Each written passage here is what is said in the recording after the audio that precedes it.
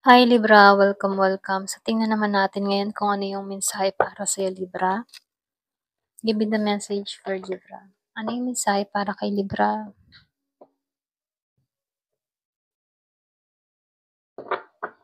Give me the message for Libra.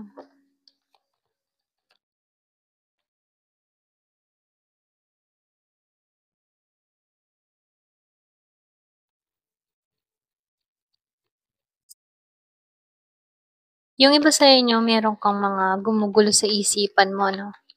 Ito lang nafe-feel ko sa'yo. Yung iba sa inyo, merong time na nagigising ka sa alanganing oras, okay?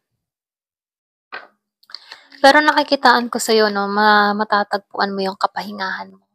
Pwede itong mga nagdaang araw, medyo hindi maganda yung tulog mo 'no, yung bang tipong hindi dire-diretso, pero nakikitaan ko dito ito na yung simula ngayong Agosto na may pagbabago na mangyayari sa tulog mo. Kumbaga mahahanap mo yung kapayapaan mo, makakapag-relax ka na, matatanggalan mo na yung mga alalahanin na gumugulo sa isipan mo. So nafi-feel ko rin dito 'no, yung iba sa inyo, meron ditong pag-aani ng tagumpay.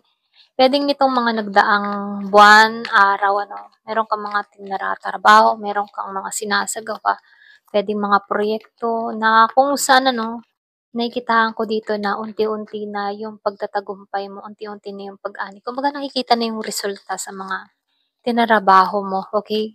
Kumbaga nafi-feel mo na may progress or may paglago na nangyayari. So nakikitaan ko dito merong kasaganahan na parating sa'yo. Meron din yung iba sa inyo, meron ditong pamana or puwede rin kung mahilig ka magtataya ano, meron akong nakikita ditong malaking pera kang mare-receive. So, nakikitaan ko dito yung iba sa inyo, offer, meron ditong collaboration, kung meron kang mga ginagawa sa social media, merong ko-contact sa'yo or puwede rin merong mag-o-offer sa'yo dito 'no. So, nakikitaan ko dito collaborate, okey meron 'tong gustong gawin, merong i-o-offer sa'yo, merong ito lang yung nakikita ko dito 'no. So, dito lumalabas din dito 'no, yung iba sa inyo, meron talagang pagdiriwang na mangyayari kasi puwedeng meron kang mga na-deal, okey? Lalong-lalo na kung puwedeng meron kang mga kliyente, merong mga trabaho na kung saan ano, malaki yung offer, malaki yung pera, okey? Sa sahod or kung ano pa man yung usapin dito 'no, sitwasyon na kinakaharap mo dito 'no. Meron lang akong nakikita ditong collaboration, offer na kung saan may involved na pera. So, magiging masaya ka dito. Ito lang nakikita ko. Yung iba sa inyo kung madalas mo makita yung 4-4-4, 11-11, merong pagpupunyag yan, oh. Meron akong nakikitang malayo sa isa't isa na pagtatagpuin muli kung nasa LDR situation ka or meron kang malayong kaibigan na napalayo sa'yo. Meron ditong pagkikita na kung saan ikagagalak ng puso mo na makita mo ditong taong ito. Ito lang nakikita ko, no? Ayan, nahulog to. So, meron ka ditong judgment. So, dito may calling dun sa iba, paggising. So, nakikitaan ko dito, ito na yung time para sa pagbabago. So, kung mahanap ka dito ng hustisya, meron akong nakikita ditong pagbabago na mangyayari or magaganap ano. Kumbaga, binibigyan ka dito ng senyales o babala na matatapos na yung mga problema mo. Mahanap mo yung justice dito, okay? Merong mga tao nagbibigay ng pasakit at raso sa'yo, makakamtan mo yung hustisya dito. Just pray lang palagi, ano, ito lang yung mensahe. So, dito, no, nakikitaan ko dito, merong taong nakakapuna or pwede rin nakatuon sa'yo. Siya yung tipo ng tao na mahilig mag-observe. Kung ikaw man ay single sa panahon ngayon, ano, meron ditong tao na nakatuon sa'yo, naka-observe siya, tahimik siya. Kumbaga may pagka-misteryoso 'tong tao na 'to. Wala sa mukha niya na magkakaroon ng interes sa'yo, pero nafi-feel ko dito, malaki yung interest ng tao na 'to. Meron 'tong nakikita sa'yo, okey, na wala sa iba. Ito lang nakikita ko dito. So, dito 'no, nakikitaan ko dito wala kang idea. Puwedeng nababalewala mo 'tong tao na 'to or puwede ring hindi mo 'to napapansin kasi busy ka sa mga ginagawa o tinatrabaho mo dito. Ito lang nakikita ko dito 'no.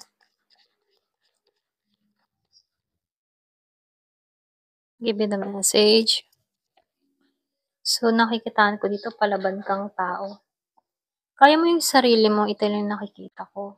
Kumbaga, merong pagbabago na nangyayari sa'yo, merong evolve na naganap sa'yo.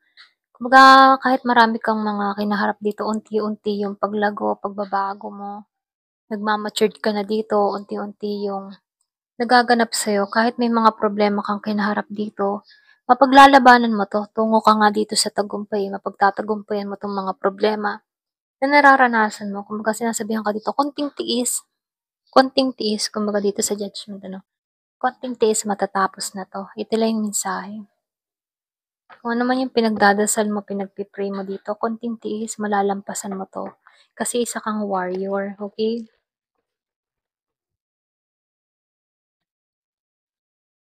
So meron ditong you're already doing it. Kumbaga ginagawa mo na 'to, okay? Kumbaga pinaglalabanan mo na 'to kasi isa kang warrior ano.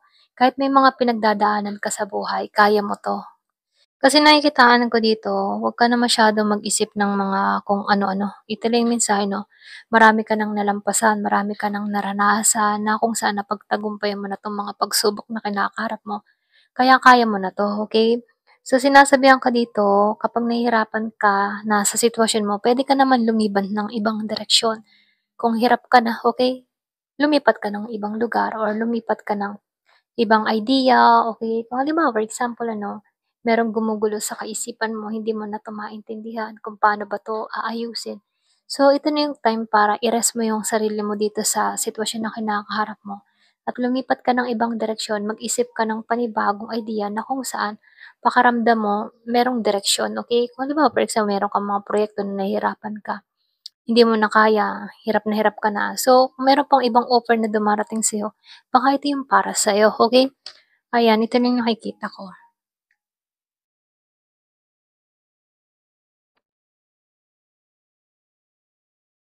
So, dito lumabas yung The Quarter Moon in Libra. Make the first self-love, ano, make time.